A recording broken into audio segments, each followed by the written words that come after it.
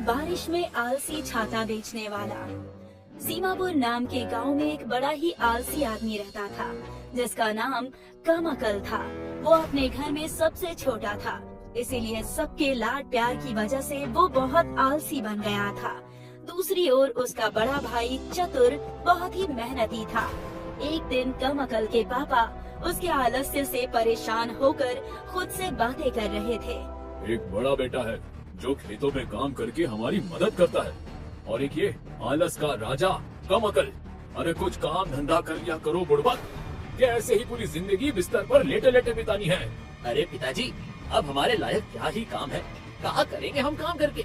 Mummy और बड़े भैया है तो सही। अरे भाग्यवान, तुम्हारे लाड प्यार ने इसे काम चोर बना दिया है। मुझे इसकी बहुत चिंता हो रही है, मैं क्या करूं? पिताजी, मुझे लगता है कि आपको इसे गांव में एक दुकान खोलकर दे देनी चाहिए। इससे कुछ तो आमदनी कमाएगा, क्या पता धीरे धीरे सुधर भी जाए। अरे मेरा बेटा, देखा, इसे कहते हैं चतुर, इसे कहते हैं मेहनती। बिल्कुल सही बोले तू बेटा, मैं इसके लिए एक दुकान खोल के दे देता हूँ। बारिश का मौसम गांव के दरवाजे खटखटा चुका था और इसी के चलते कमअकल को उसके पापा छाते की दुकान खोलकर दे देते हैं। आहा, कितना आराम मिल रहा है। घर पर बैठूं तो पिताजी डांटते रहते हैं, आराम भी नहीं करने देते। अब ये दुकान में बहुत आराम करूंगा मैं, यहाँ तो पिताजी भी देखने नहीं आएंगे। अरे कमअकल, जरा एक छाता तो दिखाना, बारिश में मुझे भीगना बिल्कुल पसंद नहीं। अरे जाओ चाचा, कहीं और से छाता ले लो, हमारे पास नहीं है। अच्छा, तुम्हारे सामने ही तो छाता रखा है, झूठ काहे बोल रहे हो? अरे तुमको दिख गया तो खुद उठा लो ना, हमें काहे परेशान कर रहे हो? दुकान तुम चला रहे हो तो छाता भी तुम ही दिखाओगे ना। अरे चाचा, कहीं और से छाता ले लो, हम आराम कर रहे हैं। Do not disturb. पिताजी ने दुकान क्या खोल के दे दी, तुम्हारे तो भाव बढ़ रहे हैं। बड़ा आया, मैं कहीं और से छाता ले लूंगा। ऐसे ही बड़बड़ाकर वो आदमी वहाँ से चला जाता है। तभी कमअकल की दुकान पर उसका दोस्त मंगू आता है। अरे कमअकल, क्या बात है, बड़ा ठाट बाट बढ़ रहे हैं। मंगू सही कह रहा है, मेरी तो मौज चल रही है। आराम से सुबह आता हूँ, दुकान खोलता हूँ, दुकान में बैठ के गन्ने के स्वाद का आनंद लेता हूँ।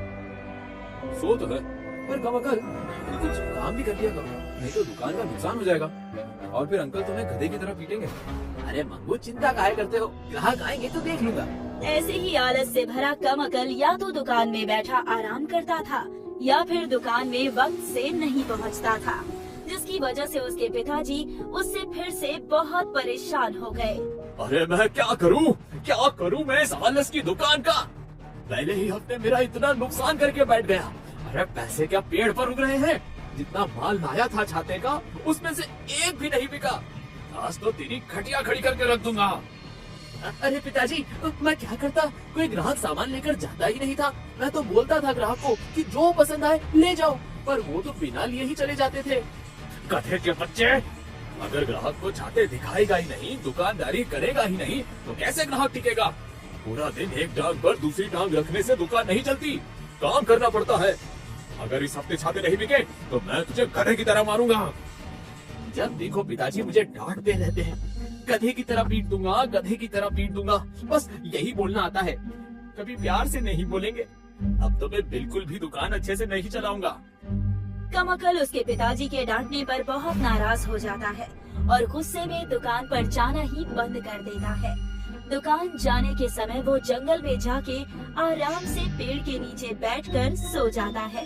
अब तो जंगल के जानवर भी कमअकल के आलस को देखकर परेशान हो जाते हैं और कमअकल को मारने की बजाय उसके पास से गुजरकर जाने लगते हैं। एक दिन कमअकल को पेड़ के नीचे आराम करते हुए एक गांव वाला देख लेता है और जाकर उसके पिताजी को बता देता है। कमअकल, आज मैं इसको नहीं छोड़ूंगा। आज ये बहुत पीटेगा मेरे हाथ से। एक बार आ जाने दो घर इसको, फिर देखता हूँ। सारा आलस एक बार में ही निकाल दूंगा। अरे तो क्या हो गया, एक तो वो उम्र में इतना छोटा है, मेरा बच्चा पूरा दिन दुकान पर मेहनत कैसे करेगा, और ऊपर से आपसे डरकर वो जंगल में जाकर सोता है। अरे भाग्यवान, तुम तो रह नहीं दो। उसके लिए तुम इतनी अंधी हो चुकी हो कि तुम्हें उसकी गलतियाँ दिखाई नहीं देती। पूरे 21 साल का हो गया है, पर ये है कि काम धंधा नहीं करता। इसकी उम्र में इसका बड़ा भाई खेतों में इतनी मेहनत करता था और ये निठल्ला कुछ करता ही नहीं। अच्छा होगा कि तुम अब की बारी बीच में ना आओ। अरे मम्मी, जरा एक गिलास ठंडी लस्सी तो दे दो। आज बहुत मेहनत करी मैंने, थक गया हूँ, जरा आराम कर लूं। अभी लाई मेरे बच्चे। अरे ओ भाग्यवान, अभी लाती हूँ। तनिक रुको, जरा सुनो तो सही कि ये ऐसा क्या काम करके आया है कि इतना ज्यादा थक गया। बताओ बे, क्या काम करा आज तुमने? पिताजी, आज मैंने बहुत सारे छाते बेचे। अच्छा, तुमने क्या अपने सपने में छाते बेचे हैं? और आराम करते करते इतना थक चुके कि अब तुम्हें और आराम करने की जरूरत है। मुझे पता है कि तुम आज दुकान पर गए ही नहीं, बल्कि पूरा दिन जंगल में पेड़ के नीचे बैठकर लेटे हो। काम नहीं करा जाता, पता नहीं क्या होगा इसका। ये बिना पिटे नहीं सुधरेगा। आज तो 4 डंडे इसे लगाने ही पड़ेंगे। अरे पिताजी, माफ कर दीजिए, मैं कल पक्का दुकान पर जाऊंगा और बिल्कुल भी आराम नहीं करूंगा। रात को कम अकल जब गहरी नींद में खर्राटे मारकर सो रहा था तो उसके सपने में उसके स्वर्गीय दादाजी आते हैं। मेरे प्यारे पोते कम अकल, देखो मैं तुम्हारा दादा। अरे दादू, क्या बात है? आज पिताजी की बजाय आपका मेरे सपने में आना कैसे हुआ? मेरे पोते कम अकल, ना तो तुमने नमस्ते कहा, ना ही मेरे पैर छुए। जरा आके मेरे पैर छू लो। अरे दादू, अब इसकी क्या जरूरत है? मैं यहाँ बैठे बैठे ही आपको नमस्ते कर देता हूँ ना। नमस्ते दादू, अब ठीक है ना? मूर्ख गधा, इतना आलसी हो चुका है कि अपने प्यारे दादू के पैर भी नहीं छू सकते। चुपचाप उठ और आके पैर छू हमारे। जी दादू जी, प्रणाम दादू। प्रणाम प्रणाम। अब तो बता दीजिए, आप क्यों आए हैं मेरे सपने में?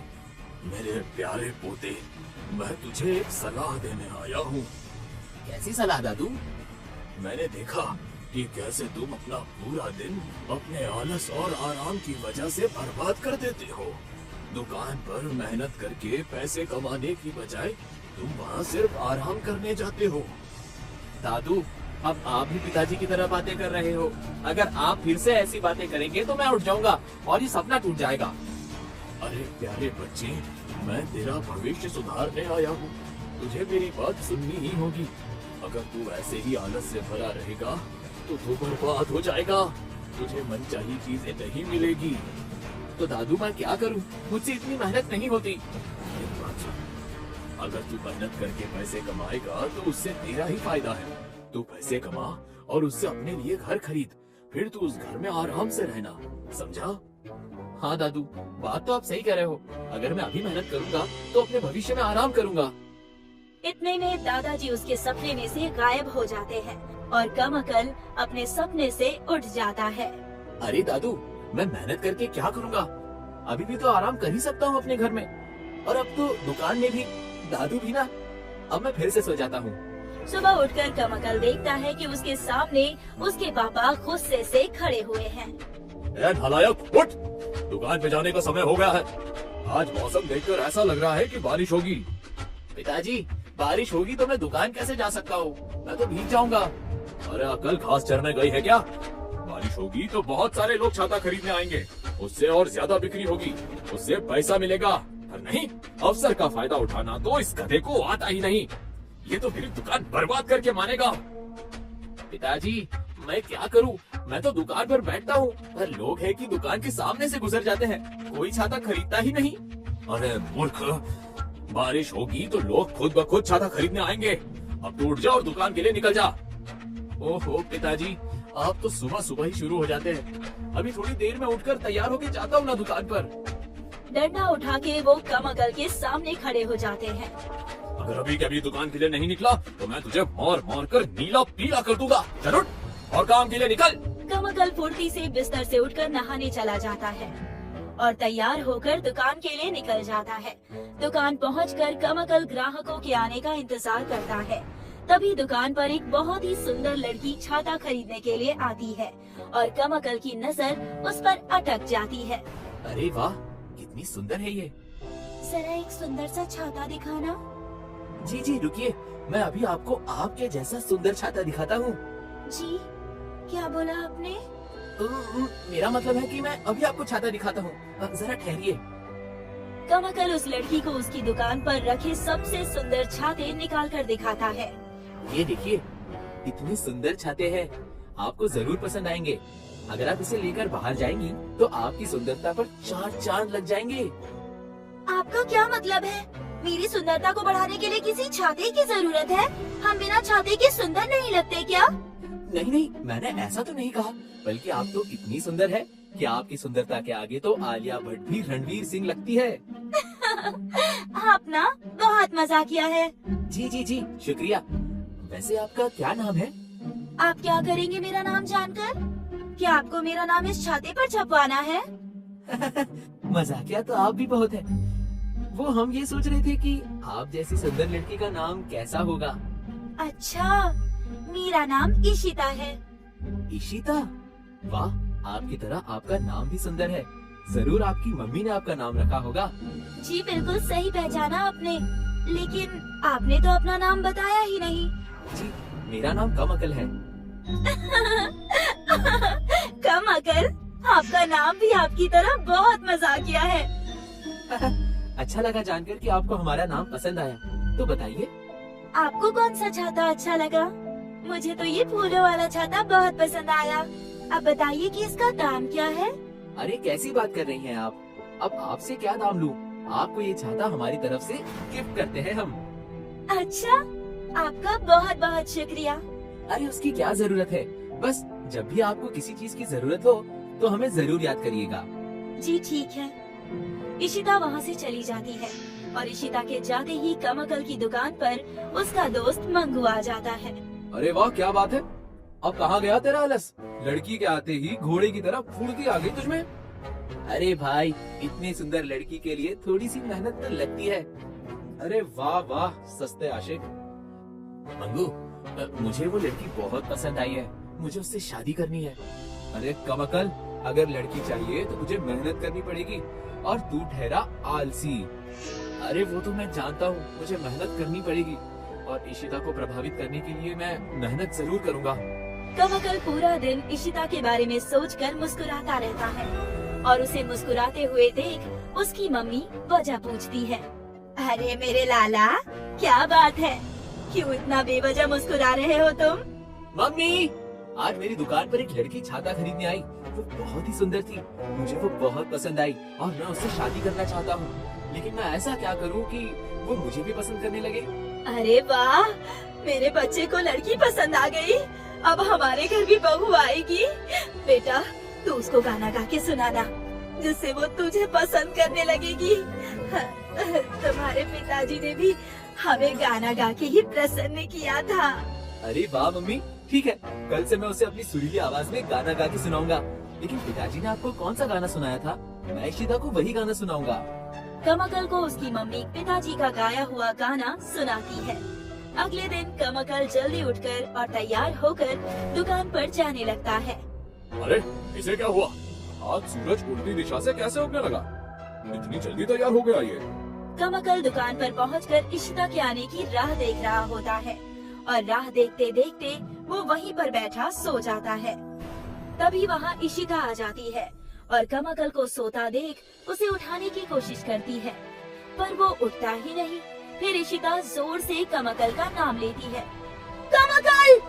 अरे इशिता जी, आप? जी हाँ, मैं आपको कब से उठाने की कोशिश कर रही हूँ, पर आप हैं कि अपनी नींद से बाहर ही नहीं आ रहे थे, इसीलिए मुझे जोर से चिल्लाना पड़ा। अरे मुझे माफ कर दो, बताइए मैं क्या सेवा कर सकता हूँ आपकी? कल जो आपने छाता दिया था वो टूट गया, आप इसे ठीक कर दीजिए। अरे बस इतनी सी बात, मैं अभी ठीक करके देता हूँ। कमअकल इशिता को छाता बिल्कुल ठीक करके दे देता है। आपका बहुत बहुत शुक्रिया इस छाते को ठीक करने के लिए। अगर ये ठीक नहीं होता तो मैं भीग जाती। वैसे आज मौसम भी अच्छा हो रहा है, इस मौसम में मूंग दाल के पकौड़े खाने में कितना मजा आएगा ना? हाँ, सही कह रहे हैं आप। तो चलिए इशिता जी, हम आपको गांव की सबसे अच्छी जगह की मूंग दाल के पकौड़े खिलाते हैं। चलिए। कमअकल इशिता को प्रसन्न करने के लिए उसे अच्छी जगह पर मूंग दाल की पकौड़ी खिलाने के लिए ले जाता है। इशिता जी, कैसे लगे आपको पकौड़े? बहुत अच्छी लगी, सच में बहुत स्वादिष्ट है ये। इशिता जी, हमें आपसे कुछ बहुत जरूरी बात कहनी थी। जी जरूर, कहिए ना। इशिता, मुझे तुम पसंद हो, मैं तुमसे शादी करना चाहता हूँ और तुम्हें प्रसन्न करने के लिए तुम्हारे लिए गाना गाना चाहता हूँ। गाना? अरे वाह, आप तो मजाक करने के अलावा गायक भी हैं। सुनाइए सुनाइए। तेरे द्वार खड़ा है जोगी, जो है तेरा प्रेम रोगी, घड़ी मिलन की आई, तू अब तक ना आई। अरे अरे अरे, बस कर दो, सुन लिया मैंने तुम्हारा गाना। अरे तो कैसा लगा आपको मेरा गाना? आप मुझसे प्रसन्न हो गई? बहुत अच्छा था, पर गाना गाकर थोड़ी तुम घर चला पाओगे। मैं एक कुम्हार की बेटी हूँ और मेरे पापा बहुत मेहनती है, तो वो यही चाहेंगे कि मेरी शादी किसी मेहनती इंसान से हो। लेकिन तुम्हारे आलस की कहानी तो पूरा गांव जानता है, तो इसीलिए मेरे पापा तुम्हारे लिए कभी हाँ नहीं कहेंगे। अगर तुम मुझसे शादी नहीं करोगी तो मैं मर जाऊंगा। मैं शादी करूंगा तो बस तुमसे ही। अरे तुम रोना बंद करो। अगर तुम्हें मुझसे शादी करनी है तो तुम्हें मेहनत करनी होगी और पैसे कमाने होंगे, नहीं तो मुझे भूल जाओ। इतना कहकर ऋषिता अपना छाता लेकर अपने घर की तरफ चली जाती है और कमअकल उसकी बात सुनकर बहुत उदास हो जाता है। घर पर कमअकल को उदास देखकर उसकी मम्मी उसके पास आकर बैठ जाती है। अरे बेटा, क्या हुआ, इतने उदास क्यों हो? तुम्हारे पिताजी ने फिर तुम्हें कुछ बुरा भला कहा क्या? नहीं मम्मी, पिताजी ने मुझे कुछ नहीं कहा। फिर तुम उदास क्यों बैठे हो मेरे लाल? मुझसे तुम्हारा ये उदास होना बिल्कुल देखा नहीं जा रहा। माँ, आज मैंने इशिता को मुझसे शादी करने का पूछा, पर उसने मुझे मना कर दिया, ये कहकर कि मैं बहुत आलसी हूँ और उसके पापा एक आलसी के साथ उसकी शादी नहीं करेंगे। अब मैं क्या करूँ माँ? मुझे इशिता से ही शादी करनी है। मेरे बच्चे, इशिता बिल्कुल सही कह रही है। अब तुम बड़े हो गए हो और शादी के लायक भी। तुम्हारा मेहनत करना और पैसे कमाना बहुत जरूरी है, ताकि तुम अपने परिवार का पालन पोषण कर सको। और कोई अपनी बेटी एक आलसी के हाथ में क्यों देगा भला? इसीलिए तुम्हें अब आलस छोड़ना होगा। आप सही कह रही हो, मुझे अब अपना आलस छोड़ना होगा और मेहनत करके पैसे कमाने होंगे। फिर इशिता के घर आपके साथ रिश्ता मांगने जाऊंगा। अगले दिन से कमअकल के अंदर एक बहुत अच्छा बदलाव आ जाता है। वो सुबह जल्दी उठकर व्यायाम करके अपनी दुकान की ओर चल पड़ता है और दुकान में जाकर कड़ी मेहनत करता है और देखते ही देखते कमअकल का सारा आलस छूट जाता है और वो भी एक मेहनती लड़का बन जाता है। मुझे गर्व है अपने बेटे पर। इस हफ्ते तुम्हारी मेहनत के कारण बहुत अच्छी बिक्री हुई है, इसलिए तुमने जितना भी पैसा कमाया है वो अब सिर्फ तुम्हारा है।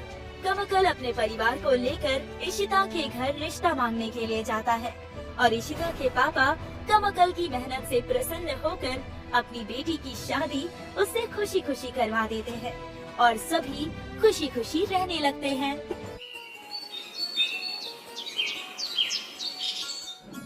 बिंदापुर गांव में शंकर अपनी मां उमा के साथ रहा करता था। शंकर बहुत ही समझदार और साफ दिल का था। वो जल्दी किसी की बातों में नहीं आता था। एक रोज शंकर मुखिया के आदमी को मार पीट कर घर आता है।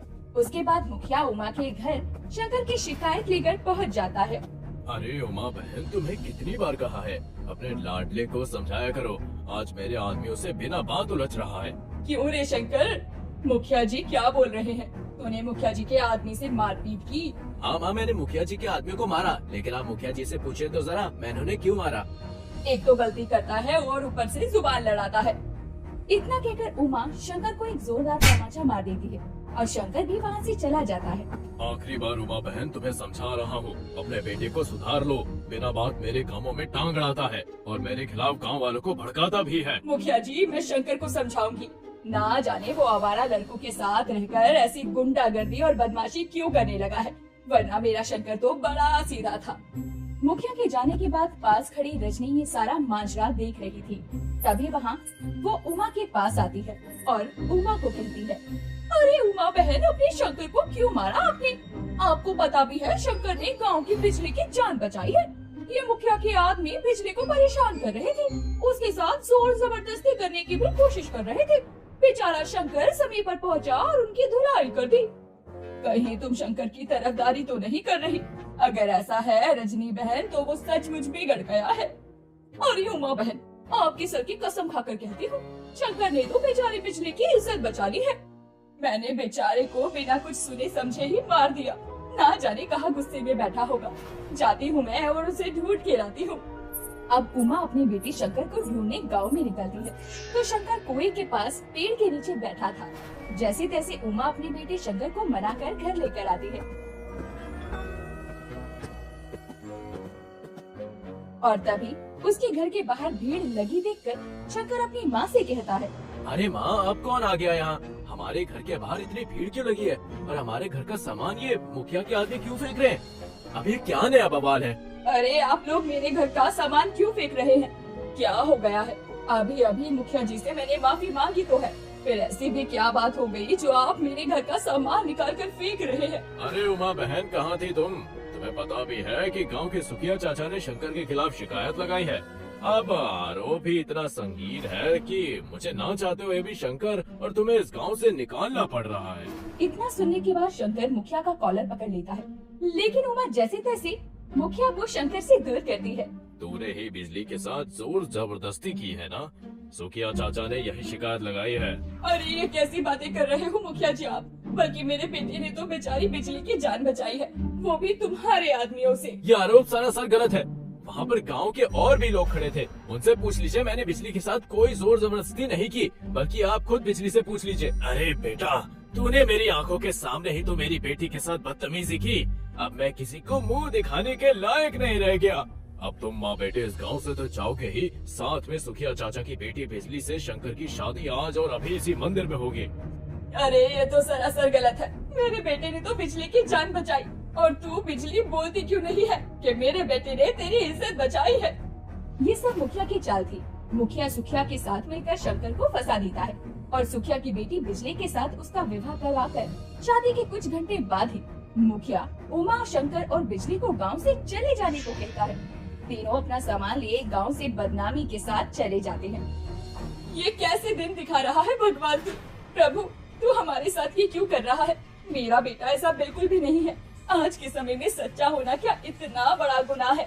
माँ, आपको चिंता करने की कोई बात नहीं है। भगवान ने बुरा वक्त भी इसीलिए दिखाया ताकि अच्छा समय आ सके। माँ जी, मुझे माफ कर दीजिए। मेरे पिताजी को मुखिया जी ने मारने की धमकी दी थी। अगर मैं थोड़ा भी मुंह खोलती तो मेरे माता पिताजी की जान चली जाती। अरे तेरी भी कोई गलती नहीं है बहुरिया। ये सारा किया धरा उस मुखिया का है। उस मुखिया को भी कभी खुशी नसीब नहीं होगी।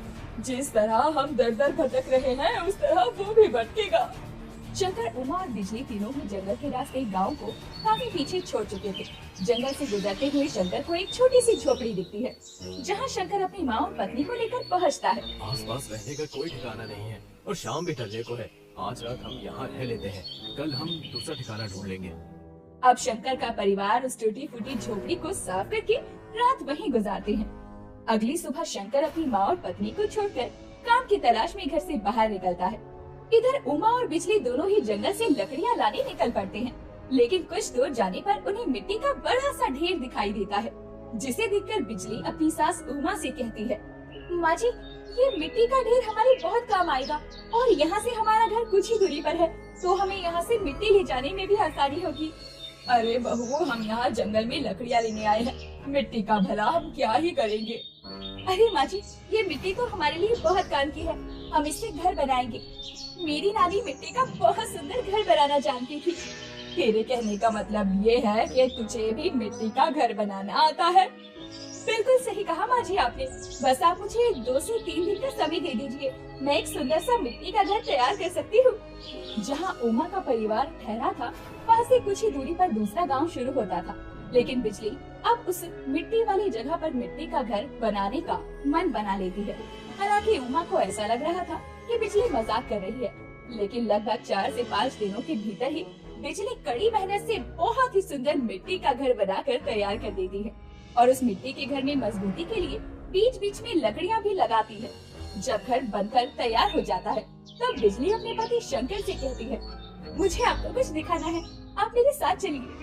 देखो बिजली, मैं बहुत परेशान हूँ। एक तो काम नहीं मिल पा रहा, ऊपर से मेरा कहीं जाने का मन नहीं है। चलिए ना, आपको कुछ अच्छा सा दिखाना है, जिसे देखकर आप बहुत खुश हो जाएंगे। बिजली शंकर को अपने साथ लेकर उसी जगह पहुँचती है जहाँ उसने मिट्टी का घर बनाया था। उस मिट्टी के घर को देखकर शंकर हैरान रह जाता है, क्योंकि कुछ समय पहले तक तो वहाँ कुछ भी नहीं था। सचमुच बिजली, ये घर तुमने बनाया है? मुझे तो विश्वास ही नहीं हो रहा। ये हमारा सपनों का घर है। तुमने अपने सपनों के घर को ऐसे समय पर बनाया है जब हमें इसकी सबसे ज्यादा जरूरत है। ये हमारा घर है। तेरी पत्नी ने इसे अपने हाथों से बनाया है। देख रहा है तेरी पत्नी में कितनी अच्छी कला है। शंकर को भी अपनी पत्नी का बनाया हुआ मिट्टी का घर बहुत पसंद आता है। अब ऐसे ही शंकर और उसका परिवार उस घर में रहने लगते हैं। शंकर को भी पास ही के गांव के जमींदार के खेतों में काम मिल जाता है। अब शंकर का परिवार जैसे तैसे गुजर बसर कर रहा था। एक रोज देर रात शंकर का परिवार सोया हुआ था। तभी उसके घर के दरवाजे को कोई जोर जोर से पीटने लगता है। अरे माँ उठो जरा, देखो कोई हमारे घर का दरवाजा पीट रहा है। कहीं कोई चोर लुटेरा तो नहीं है? किसी की आवाज नहीं आ रही। रुकिए, आवाज आने पर ही दरवाजा खोलना। अरे कोई है क्या? जल्दी से दरवाजा खोलो, हमारी जान खतरे में है। अरे ये आवाज तो जानी पहचानी लग रही है। शंकर जा बेटा, जल्दी से दरवाजा खोल दे। शंकर जैसे ही दरवाजा खोलता है, चादर ओढ़े एक आदमी शंकर के घर में घुसकर शंकर का दरवाजा बंद कर देता है। लेकिन जब उस आदमी को शंकर, उमा और बिजली देखते हैं तो वो हक्के बक्के रह जाते हैं, क्योंकि वो आदमी कोई और नहीं, गांव का ही मुखिया था, जिसने शंकर के परिवार को उसके गांव से और घर से बेघर किया था। मुखिया जी आप, और इस हालत में आप ठीक तो है ना? और आप इतने घबराए हुए क्यों हैं? बिजली जाओ मुखिया जी के लिए एक गिलास पानी लेकर आओ। शंकर, उमा बहन, आप लोग यहाँ, और ये इतना सुंदर घर आपका है। हे प्रभु, ये तेरी कैसी लीला है। मुझे मेरे कर्मों की सजा मिल रही है। दरअसल मेरी खुद की पत्नी ने मेरे ऊपर केस कर दिया है और मेरे साले ससुर मिलकर मुझे मारना चाहते हैं और मेरी वसीयत अपने नाम करवाना चाहते हैं। इसमें मेरी पत्नी का भी हाथ है। आप घबराइए नहीं मुखिया जी, आप बैठिए, मैं आपके लिए कुछ खाने को लाती हूँ। आपकी हालत तो बहुत खराब लग रही है। मैं 4-5 दिनों से इसी जंगल में भटक रहा हूँ। आज मुझे ये घर दिखा तो मैंने सोचा यही शरण ले लेता हूँ, कुछ खाने पीने को भी मिल जाएगा। मैं आप लोगों से हाथ जोड़कर माफी मांगता हूँ। उस दिन शंकर की कोई गलती नहीं थी, मैं लालच में ही इतना अंधा हो गया था और मुझे आज अपने किए की सजा भी मिल रही है। जिन्हें अपने घर से बेघर किया था, उन्हीं के घर में आज आपको शरण लेनी पड़ रही है। यही तो प्रभु की लीला है। देर से ही सही, लेकिन मुखिया को अपने किए पर बहुत शर्मिंदा होना पड़ता है, क्योंकि मुखिया खुद ही दर दर की ठोकरें खा रहा था, वो भी अपनी पत्नी और परिवार की वजह से। वो आज महलों में रहने वाला मुखिया जंगलों में भटक रहा था और एक मिट्टी का घर से सहारा देता है।